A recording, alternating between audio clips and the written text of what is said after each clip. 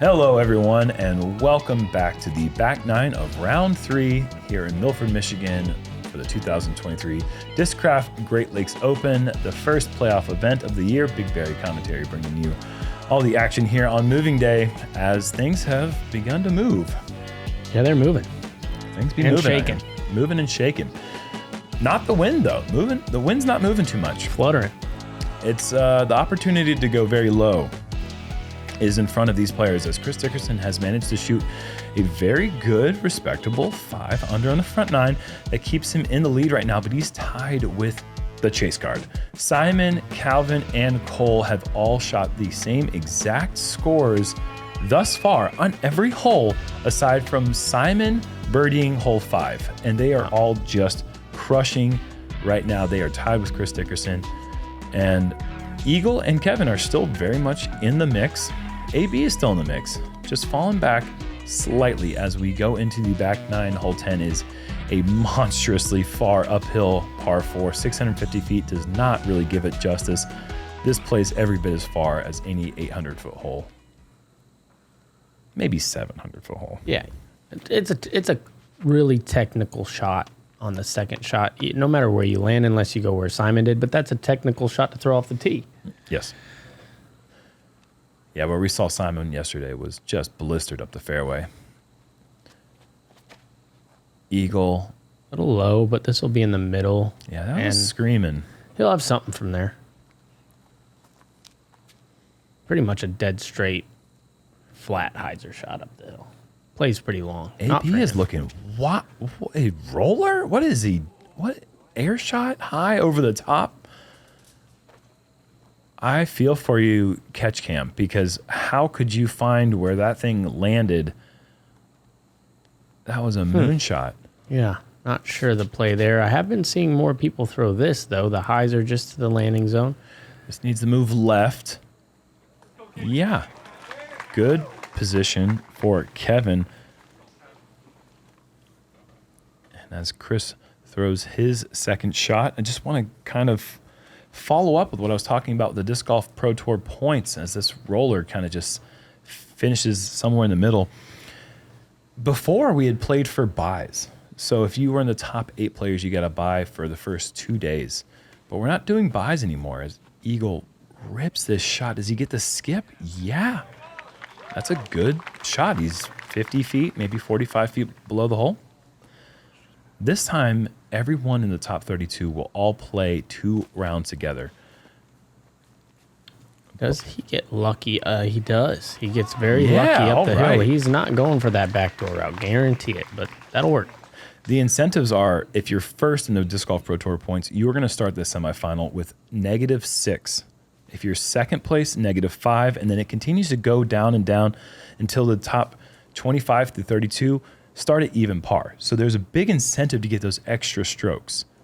They will play 2 rounds in the semifinals, and then they'll play the finals from there with no stroke differential. Gotcha. And obviously, we'll explain all this a lot more as it gets closer to the event and, of course, during the event itself. But just know that all the points matter.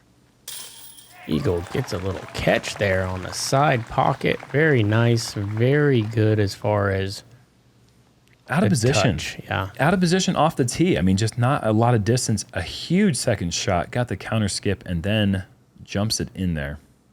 Thummer gets AB to here. And then just an awkward little shot. I mean, the fact that he got it chain high, pretty good.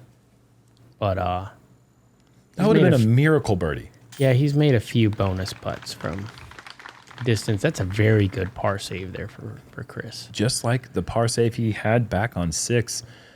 Very steady. Chris staying bogey free.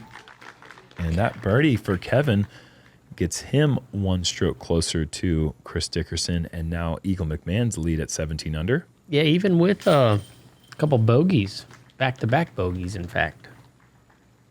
Even though this course is very, very hard, bogeys hurt so bad on this course. They hurt very, very bad.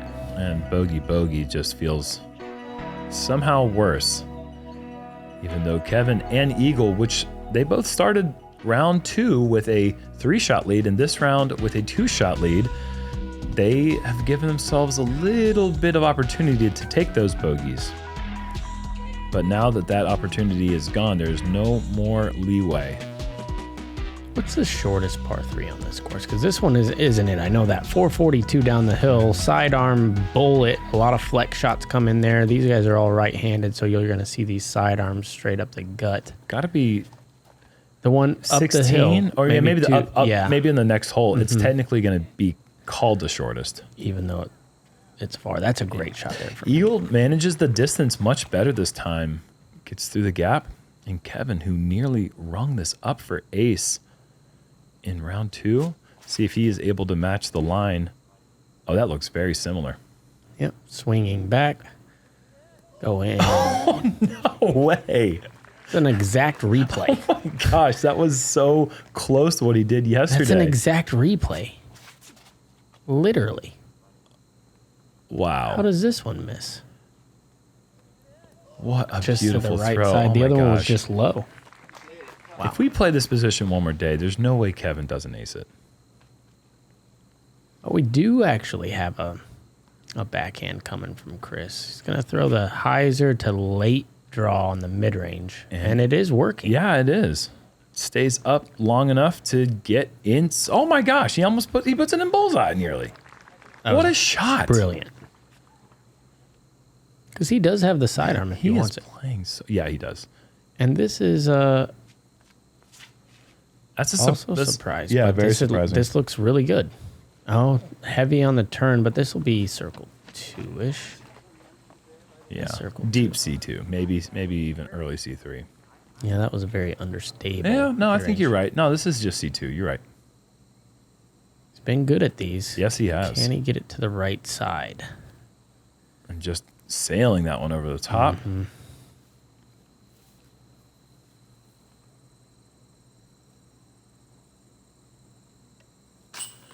Eagle, after making the adjustment from rounds, able to connect on the birdie putt. I got to give a good shout out to Jake Hebenheimer on my card. Oh my goodness, that was the coolest situation. Out of his hand, the man said, "Get in." And I mean, it was just like, this is a 442-foot blind downhill shot. How could you know? We've played this hole for the first time ever this year.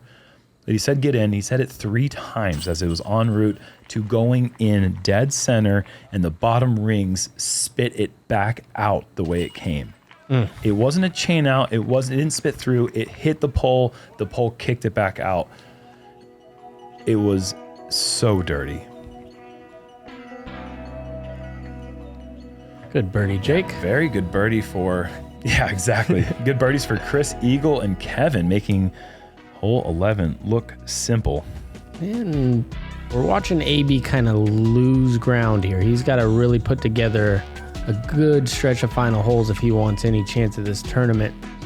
Hole 12, par 3. Yeah, 344. This has got to be the shortest one. It's crazy to think that this is the shortest par 3 on the course, because it is every bit of a hammer shot that it takes to get up there. Do you think Eagle has enough power to get there? Over the trees? Yeah. I mean, this is a smart play. Play to pin high, play to 30 feet. What? Oh, that's a kind of a bad break. How honestly. could you even get there? I guarantee you no one has ever been that far left, that far up this hill, ever before. This is shot to the right. This is not good.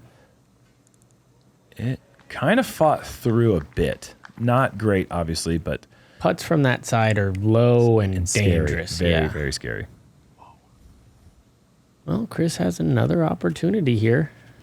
This and looks this great. looks like he needs a skip. If he can get a nice skip. It just looks so good. Yeah, there you go. It doesn't look like he's exerting himself to get distance. He's getting just as much distance as he needs, nothing more. Once again, he's got a short birdie putt coming. If it misses those limbs, this is perfect. Like, in some ways, it's like, yeah, AB can just throw a very easy hyzer shot and get there, but he has to back off. Like, Chris has got a tremendous amount of distance, but I think that, like, the distance landing zones in this course are, like, perfect for him. Yeah. You know what I mean? Yeah, that makes sense. Like, Eagle, like, just went to a place that no one in disc golf history has ever been off the tee. No one has ever had this putt before for birdie, ever. And that's because not many people can get there. if anyone. Yeah, I don't know of anybody who could get there. Maybe a double G. I mean, But double G's not getting there because he's going to just shred this line right under the bucket. Yeah, he's going to flip it up. He's not going to, yeah, that's just it's crazy to see that. AB gets there with just a straight hyzer spike almost, which is a lot easier. Which is why I'm surprised that that's not what Eagle's playing. He's playing like a hyzer flip, but I feel like you can guarantee circle's edge to the left. With the disc kind of coming in at angle and just very checking. Stable, yeah. And he's got the short birdie putt, and he knocks it down. Kevin for the par. And Eagle will have that short par putt. A lot of these holes of this course have a huge percentage favored towards the par. This one, no exception, 63%. Just a lot of these holes that are super hard to get for the average player. You're going to see our feature group, our lead cards and our feature groups get a lot more birdies than the rest of everyone else, but not surprising. At Discraft, we don't wait to see what the future holds. We build it.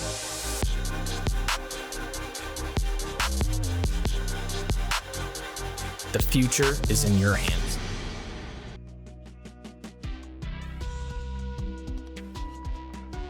Go ahead. Let's see what we got here, Jerm. Let's see what we got here. Hole 13 is the only hole that we have played on this course that has been really unchanged since going back to 2013, my first year ever out here.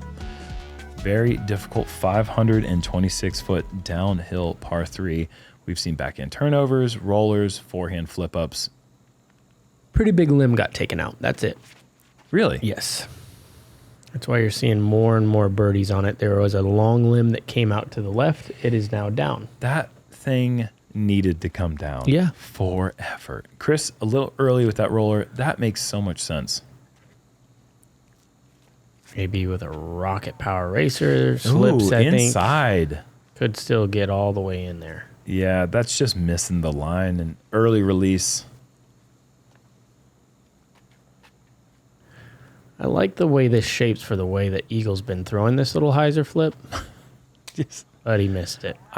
Didn't get it wide enough. I'm hardly even watching the shot. I'm more watching the mechanics on the backswing just to see how is he creating this insanely fast lever.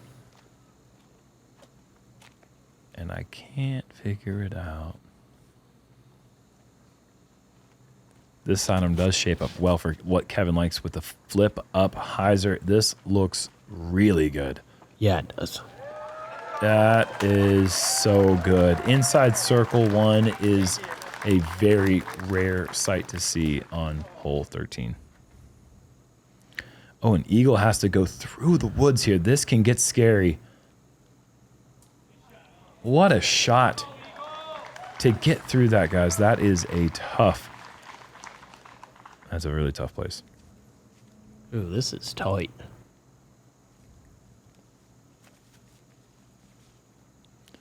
Good height, though. You're going to give it a little run. That was very good. Chris, back to the basket. Put it on Anheuser. Get it a little wide. That's too low. It's so hard to get this right. Mm-hmm. You know he's running that, but it's such a quick little flip of the shoulder that it's really tough to hit it exact, though. This is a big putt, though. For the big bonus birdie just inside the circle. Pushes it right side. Man, there were 7 birdies on the day. Kevin almost joining him as the 8th. Of those 7 birdies, only 2 of them came with inside the circle putts. Tristan Tanner, the only player that I've really ever even heard of to put it inside bullseye, except for Calvin's incredibly weird counter skip forehand that we saw last year. Well, last year, Tristan bullseyed it all 3 rounds. So did he really? That's bizarre, yeah. So that's 4 bullseyes for him. I did not hear that. That makes so much sense for the way that he throws his forehand. Very similar to what we just saw with Kevin there. The flip up hyzer wide left with a lot of power, a lot of speed. That's the way to get there. All pars for our group, and Chris Dickerson still with a 1-shot advantage over Simon, who is now at 9 under through 14. But the 4 hardest holes on the course are the last 4 holes on the course. So if Simon wants to make a push, getting any birdies on that last 4 stretch would be very impressive. So we go to hole 14, the big bomber hole. Just get through this gap and find yourself in bounds. And these guys have plenty of power to get there in 2.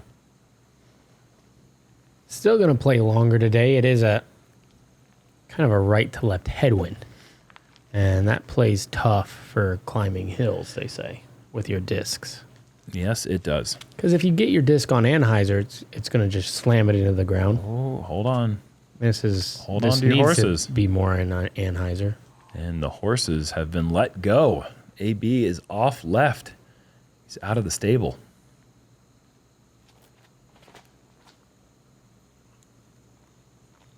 I like the way this is shaped. Middle. I don't really think it matters where Eagle puts his drive. Yeah, that's a it's good just point. the second shot goes like up the hill. That's just doesn't matter how much distance he gets. Yeah, I'm surprised all these guys who don't have Eagle distance, like AB, fine, all hyzer it. But I feel like anybody else besides maybe 5 or 6 people should be throwing a flat shot down the middle that drifts right. Because this... Kevin just didn't give himself enough distance off the tee. He just threw it That's too low. That's what I'm saying, yeah. That was a very good effort to get to a very makeable putt, because that tee shot was certainly lacking the power that he needed. Is this high enough? It's so close to being high enough. You see what I mean? And that distance isn't because of where they are there. That's because they lacked it off the tee. They have plenty of distance to get farther down the fairway. AB hoping to scramble. That looks really good. Which I'm surprised about because the farther you get down the fairway, the easier this shot is. So you're probably going to par even if you go OB like AB just did. So I'm wondering maybe if they make that correction tomorrow to get a little more distance off the tee. Eagle, it doesn't matter like you said. Yeah, it doesn't matter. Like that. This could go in. This could go in. Yeah, it's just perfect. It's too easy of a sport for him at times. For holes like this, yeah, it looks very easy.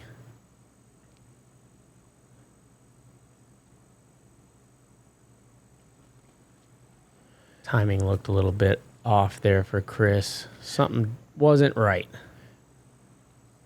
Well, the formula for Chris's round hasn't been putts. It's not, I mean, he's made some nice circles edge putts, but he hasn't done anything miraculous on the green. It's just been consistency and putting himself in position one hole after the next just to do the routine. And it's what's kept him bogey free, and it's why he is, well, he had a 1-shot lead. I feel like that's the same for Kevin. He hasn't been making those jump putts. He's had a lot of them. Yes. But now he is tied with Eagle, who has managed to cover up those blemishes on the front 9. I mean, Eagle's just a monster on this course. He's just an absolute monster to play against. Like, it doesn't seem like he's even playing great this round, and he's just winning.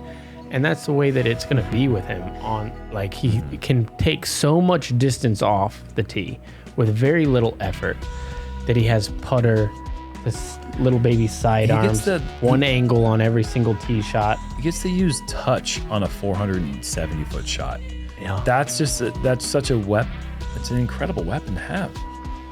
Forehands and backhands, he can use touch, whereas everyone else is just exerting full energy to get that much distance.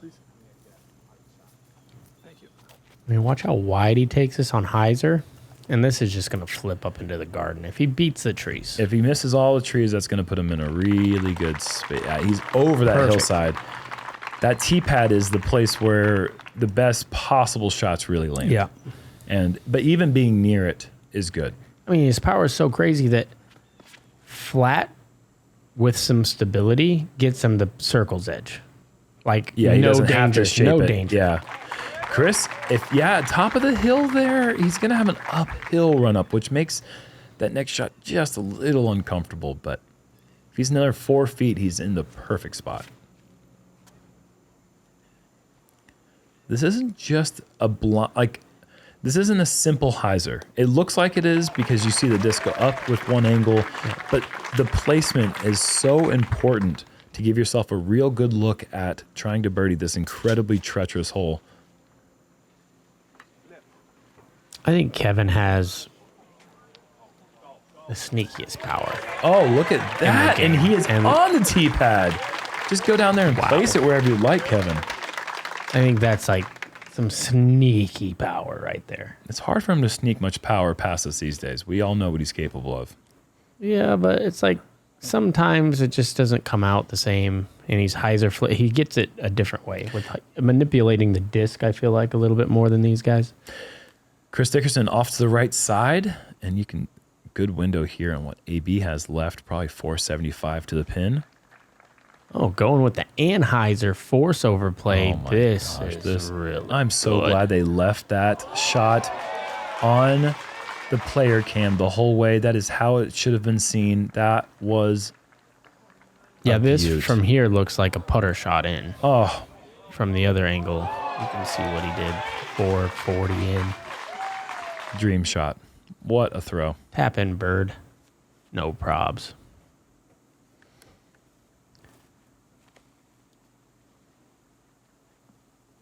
And there's that one. See how it doesn't get to, and then he goes deep. Yeah, just a normal thing that on a 960-foot hole, just going deep into. With 0 Anheuser ever out of his hand. And Kevin from the ideal tee shot. See how he got shape? Yeah. I mean, that's how he likes to throw those shots. Mm-hmm. And gets it pin high. Beautiful. 2 scary-ish looking putts coming up for birdie. Terrifying. For Eagle and Kevin, but we have an opportunity to go 3 birdies on hole 15. I like it what Chris did right there. He goes at the pin short, doesn't try to take it on. It can be inviting to take on a throw-in. And Eagle scared of impending doom. And hitting the koozie, staying there is very, very good. Kevin high left, and it's in. AB with a bullseye. Only player in the field First to person, bullseye it. Yeah, first person I ever heard that said, party in the bullseye. He said that? Yeah, he's the one that came up with it. Just my favorite thing to say now. Yeah, well, he's partying right now. 7 birdies on the field, and we saw 2 of them right there and almost a third. Beautiful putt there from Kevin. He misses that 50 feet down the hill. But he ain't missing it. He didn't. That's why he's on this card. And that gets him one closer to Chris Dickerson and Eagle McMahon as we go into the why is this an island hole? Hole 16. Hole 16, get wrecked. Hole par 3, 396. The first pine tree is like just the most obnoxious tree. OB. It's Oh yeah, and everything drifts right toward. Like I've never seen more people hit a tree. very early left side for AB, and he has actually found a tiny window. He's going to be 27 feet away for the birdie now. Very good. I don't Very know fortunate. I don't know if that's what he's doing. Not at all. No way. I do like putter though because it gets over that obnoxious tree. Hey, Kevin, maybe he just said, "Hey, AB, I like that." Maybe it is intentional, but Do you see how Kevin went over the tree? Mm-hmm. That's what they're doing. They're trying to get it over. I think AB just missed the height. This is Eagle so also going stable. left side, and if it hits that tree hard, it does, and it redirects back towards the basket. So who cares about going straight at the pin when left side's apparently open for business right now? Second most difficult hole on the course. And that was almost so unfair. Really good looking shot and just catching the one last thing in the way en route to a park job. A very scary run from here. Yeah, Chris not even entertaining it. And I like the play. No need to make a silly mistake at this stage of the event. Don't be a silly guy. Eagle. Back-to-back missed putts from circle's edge-ish. Yeah. Don't see that very often. Kevin jump putt. Oh Jones. my goodness. I mean, you know what Scary. though? Very scary. With no flag on top of the basket, you just can't miss high. You're launching 45 feet out of bounds if you do that. Much needed birdie there for Anthony. Kind of getting things going now. 17 under, only a few back. 3 of the last 5. Anytime that you birdie 3 of the last 5 any holes in the back 9 is incredible. One of the least birdied back 9s I've got to imagine for the field on average of any course on tour. Yeah. Just speculation, but I've seen so many rounds where you just see almost an entire grade out back 9. You're obviously not going to see that with these guys, but with most cards out there, it's just so many holes. Play so difficult. And now a 4-way tie at the top at 19 under.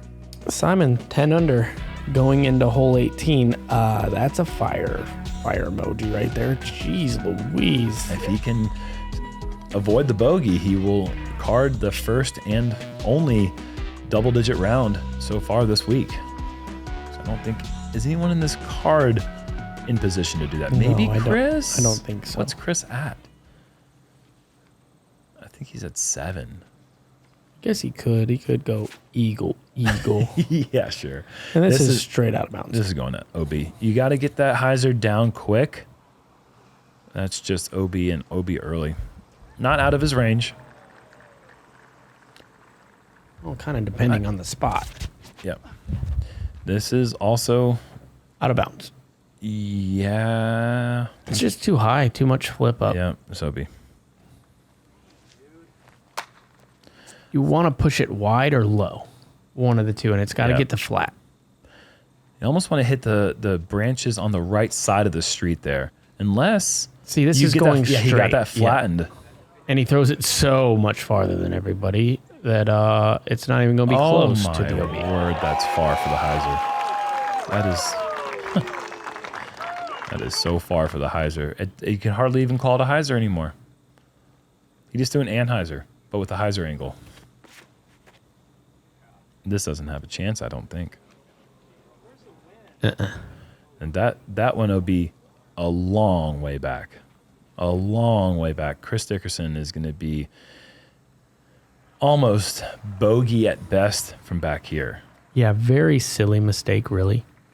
You want to turn that into the hillside right. Yeah, the kind of guarantees mistake par. is overturning. Yeah. And that rolling back to the edge is fortunate because they can get pretty nasty in that left side. Maybe going with a mid-range here, which is hyzering too much, and this is Dunzo in the woods. Yeah, that's not good.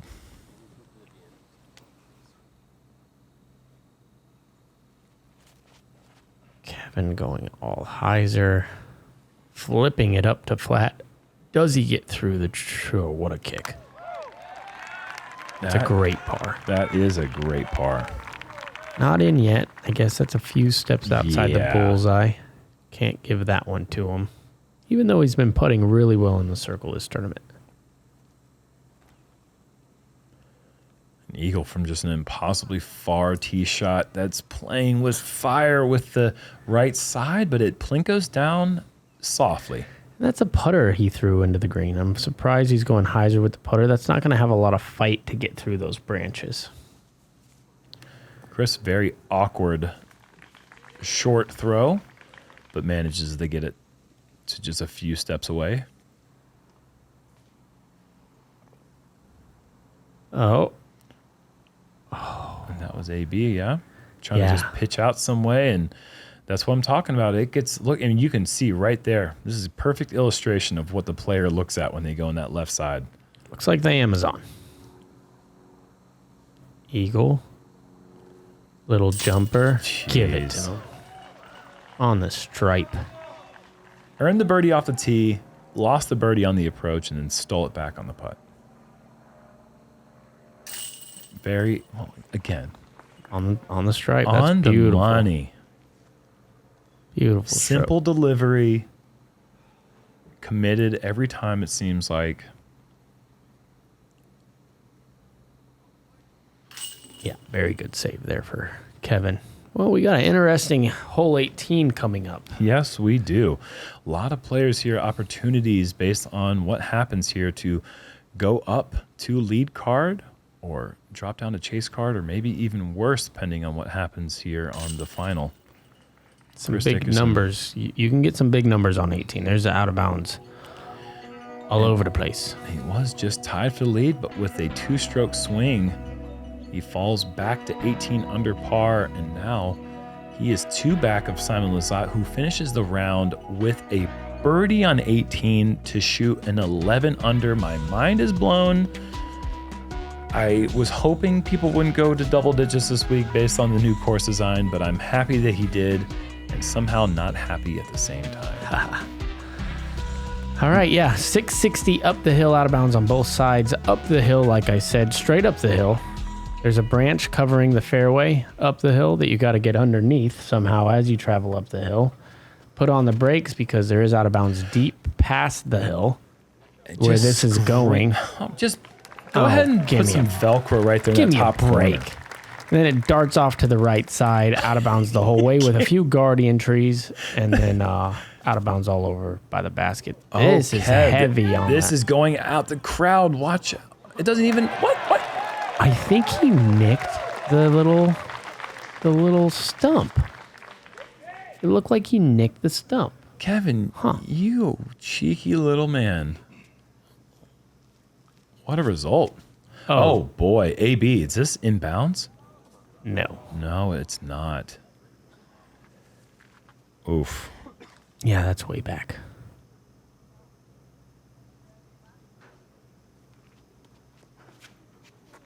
And he needs to hit and not cut. Yeah. Deal. That's a layup from Yeah, there, that's not an aggressive tee shot. Wonder where they're going to give this to AB. Well, okay. That's a pretty fortunate spot. And that's at the corner. Looks like green flag. Okay. Maybe not fortunate. That's probably where he went out of bounds. Seeing him go grab his disc.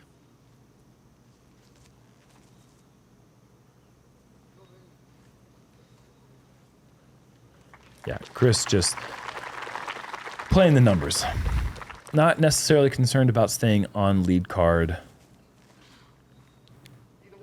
Kevin with a little highs. Oh, this needs to slow down.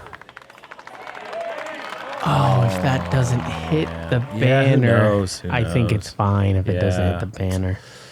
That's a tough OB. Oh, why don't you just throw a no-effort standstill sidearm? I'm sorry. I don't mean to sound apathetic. I'm in awe. And he came up short still. Yeah, he was mid-circle. I thought he was going to rocket 100 feet past the basket still. But no, he still has a little bit of work to do. Heavy on the hyzer. Circles edges. Certainly like to put that bogey putt in from bullseye. Yeah. Not having to earn it, but that is the situation he's in now. AB's been putting well all day, though. Mind you, this is the number 1 hardest hole on the course. No surprise. It finally got there. There was a few. Was it round 1? It was the toughest. It was the hardest in round 1. But round 2, it was. It somehow went to 5th hardest. It's definitely the hardest hole in the course. Look at this. Oh, 1 inch. Eagle McMahon would like to have that approach back. Big putt here for Kevin. Yes, left side. You go. There's the emotion. First jump putt of the round, I think. Yes, right? it is. Yeah, for him. Mm-hmm.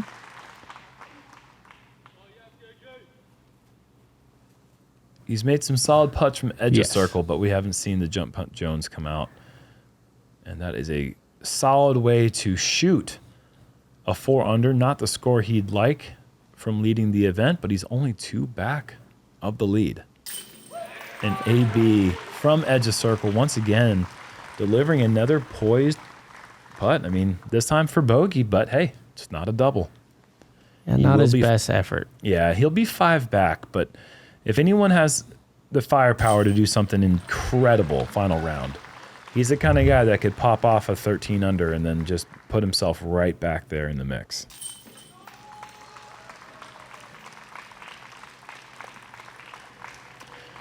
12 players able to grab the birdie, 16% of the field.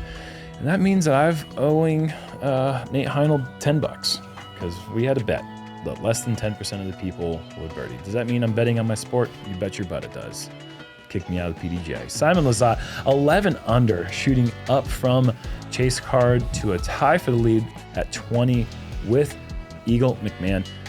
Cole Redolin and Chris Dickerson rounding out our lead card. So Chris, with that par, does remain on our lead card going into the final round of the playoff event. Few players still in the mix, but it kind of drops off after chase card.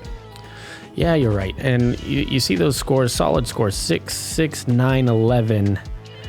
I was predicting 28 to 26 for the winner. It looks like that's going to be pretty dang close. If you could get to 30 under, oh my goodness, that is... Yeah, 30 under fire wins emoji. the tournament for sure. Absolutely. I was thinking somewhere in the 24 to 27 range, but 24 ain't going to win this tournament. And to top it off, we had water coming down from the sky. Yeah. It was wet. Yeah, it was wet. Round And one. then we had wind. Yes. That was blowing from the sky. You couldn't see. Oh boy. 3 rounds in the books. The moving day has been completed here, and we are heading to one final round for the 2023 Discraft Great Lakes Open, presented by Grip 6. Thank you so much. We'll see you tomorrow with our champion. Yeah, Jerm. Let's see how it plays out. Let's see how it plays out.